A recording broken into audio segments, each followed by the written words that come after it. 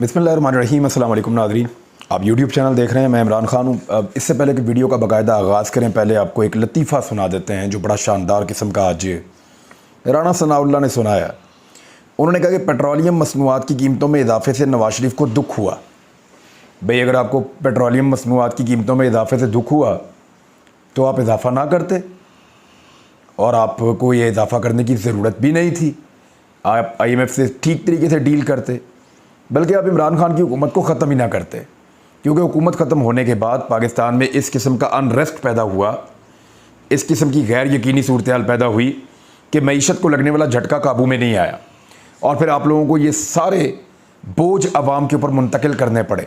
कैसे, मैं आपको भी बताता हूँ। शहबाज शरीफ के बयान को इसके साथ मिलाकर अगर आप पढ़ें तो आपको समझ आ जाती है। शहबाज शरीफ साहब फरमा रहे हैं, इस वक्त इम्पोर्टेड वज़ीर आज़म पाकिस्तान के, कि हम मुश्किल वक़्त से निकल आए हैं। शहबाज शरीफ, ये स्टेटमेंट बाकायदा सोशल मीडिया पे ऐसे ही मुख्तलिफ TV चैनल्स पे चल रहा था कि हम मुश्किल वक़्त से निकल आए हैं शहबाज शरीफ। तो वाकई आप तो मुश्किल वक़्त से निकल आए। आपके केसेस ख़त्म हो गए, आपकी गिरफ्तारियों के इम्कानात ख़त्म हो गए, अदालतों में पेशियाँ ख़त्म हो गई, मकसूद चपड़ासी इंतकाल हो गया, तफ्तीशी ऑफिसर सीनियर डॉक्टर रिजवान उनका भी इंतकाल हो गया, और नैब भी इवन ख़त्म हो गया, NRO 2 आपका मुकम्मल हो गया। तो आप तो वाकई मुश्किल वक्त में से निकल आए हैं। मुश्किल वक्त तो पाकिस्तान की आवाम का शुरू हुआ है, जिनके लिए 14-14 घंटे की लोड शेडिंग है, जिनके लिए पेट्रोलियम मसनूआत में होश रुबा इजाफा है। 100 रुपया पेट्रोल आपने महंगा कर दिया। टोटल आपने 70 रुपये का देना था, 250 रुपये का आपने कर दिया। कितनी, 170 रुपये ज़्यादा कर दिया। जितने में आपने देना था उससे 180 रुपये आपने ज़्यादा पैसे कर दिए। 70 का देने के बजाय 250 रुपये का पेट्रोल दे रहे हैं, और डीजल वो 250 रुपये का दे रहे हैं। घी आप लोगों ने 250 रुपये महंगा कर दिया। बिजली आप लोगों ने दुगनी कीमत से ज़्यादा कर दी। गैस आप लोगों ने 45% महंगी कर दी। और पीछे क्या रह गया? महंगाई पहली दफ़ा पाकिस्तान की इस तारीख के अंदर 32% से आगे बढ़ चुकी है। तो बेशक शहबाज शरीफ साहब और उनकी फैमिली और वो सब लोग मुश्किल वक्त से निकल आए हैं, लेकिन पाकिस्तान को उन्होंने मुश्किल वक्त में फंसा दिया है, और सारे पाकिस्तानियों को मुश्किल वक्त में फंसा दिया है। मरियम नवाज का स्टेटमेंट वो पीछे नहीं रहती, आपको पता है, स्टेटमेंट उनको देना पड़ जाता है। फरमा रही है, मुल्क दिवालिया होने का ख़तरा ना होता तो मर जाते, पेट्रोल की कीमतें ना बढ़ाते। भाई, मुल्क दिवालिया तो हो ही नहीं रहा था। अगर मुल्क दिवालिया हो रहा होता तो 6% से ग्रो कर रहा होता। लगातार 2 सालों से इमरान खान साहब के दौर में ये मुल्क 6% की शरह से ग्रो कर रहा था। कभी नून लीग के दौर में ऐसा नहीं हुआ। तारीख में 3 मरतबा ये वज़ीर आज़म बने, कई मरतबा वज़ीर आला बने, कभी इस तरह की कामयाबी इनको हासिल नहीं हुई। कभी ये कामयाबी पीपल्स पार्टी को भी हासिल नहीं हुई। 2 सालों में लगातार 6% की ग्रोथ, ये पाकिस्तान को इमरान खान साहब लेकर जा रहे थे। Exports record, remittances record, tax collection record, ज़राअत रिकॉर्ड, खिदमात रिकॉर्ड, हर चीज़ शानदार जा रही थी। हर चीज़ का रिकॉर्ड लग रहा था। और ये इमरान खान नहीं कह रहा, मैं भी नहीं कह रहा, ये जो मौजूदा इंपोर्टेड हुकूमत है उसने जो इकोनॉमिक सर्वे जारी किया है पाकिस्तान का, और उसमें भी इन्होंने बड़ी कंजूसी से काम लिया है। ये वो वाला इकोनॉमिक सर्वे कह रहा है, मैं नहीं कह रहा, कोई और नहीं कह रहा, कोई PMLN के सियासी मुखालिफिन नहीं कह रहे। PMLN का अपना जारी किया गया इकोनॉमिक सर्वे कह रहा है कि इमरान खान के दौर से अच्छा पाकिस्तान में कोई और दौर इकॉनमी के लिहाज से नहीं आया। तो फिर दिवालिया कहाँ से हो रहा था मुल्क? दिवालियापन जो है वो आप लोगों के दिमागों में था। अब वो कैसे है साबित कर देता हूँ। मरियम नवाज साहबा का स्टेटमेंट सुन लें और हकायक आपके सामने मैं रख देता हूँ। तेल $1 सस्ता होगा तो रिलीफ देंगे, यानी अगर आलमी मंडी में तेल की कीमत $1 भी कम होगी तो हम पब्लिक को रिलीफ देंगे। ये मरियम नवाज साहबा फरमा रही हैं। और फरमा कहाँ पे रही हैं? एक धर्मपुरा का जलसा, वो एक छोटा सा जलसा है, बिल्कुल ही एक गली थी बहुत तंग सी, उसको मज़ीद तंग किया इन्होंने, बैनर लगा के चारों तरफ, बीच में थोड़ी सी कुर्सियाँ लगाई और उस पर बंदे बैठा दिए। वो तस्वीर देख के मैं हैरान रह गया कि ये तो कौंसलर लेवल का जलसा इस तरह का होता है।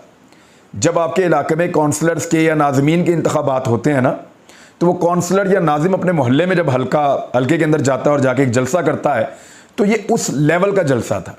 पूरे लाहौर से बंदे बुलाकर इस लेवल का छोटा सा जलसा इन्होंने किया है। और वहाँ पे भी 3 दफ़ा लड़ाई हो गई। लड़ाई क्यों हुई मैं आपको बताता हूँ, लेकिन वो जलसे की हालत ये थी, चंद 100 लोगों से मरियम नवाज खिताब कर रही है और कह रही है पूरा लाहौर निकल कर आ गया। और वहाँ पे इस किस्म के झूठ बोले हैं कि $1 अगर तेल सस्ता हुआ तो हम पाकिस्तान में आपको रिलीफ देंगे। जब से ये इंपोर्टेड सरकार आई है ना, लगभग $25 तेल फी बैरल सस्ता हो गया है।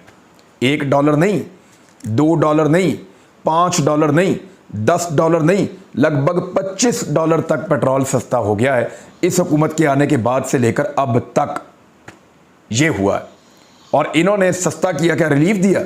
आलमी मंडी में पेट्रोल लगातार सस्ता हो रहा है और ये पब्लिक को रिलीफ देने की बजाय पेट्रोल को 100 रुपये ज़्यादा और डीजल को 130 रुपये ज़्यादा कर चुके हैं अब तक।